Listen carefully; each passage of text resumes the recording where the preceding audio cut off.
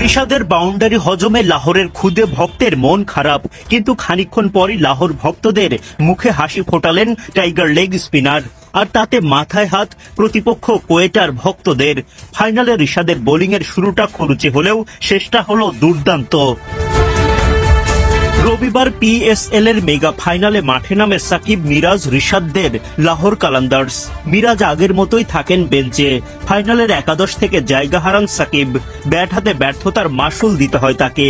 তবে দলকে ফাইনালে তোলার অন্যতম নায়ক রিশাদ হোসেন ঠিকই টিকে যান একাদশে। টস হেরে কোয়েটা গ্ল্যাডিয়েটর্সের বিপক্ষে আগে বোলিংয়ে নামেন রিশাদরা।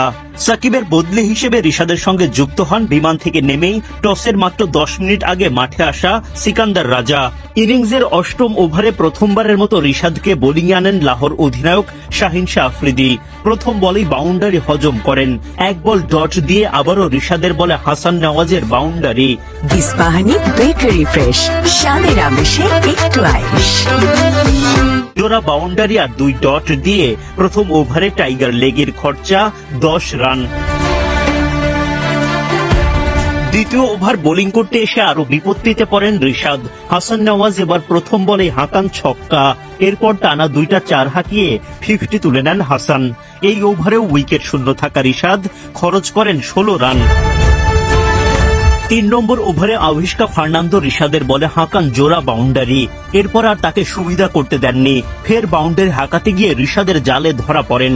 শাহিনের ক্যাচে বিদায় ঘণ্টা বাজে আভিষ্কার। বাউন্ডারি হজমের অস্বস্তি কাটিয়ে উইকেট শিকার রিশাদের।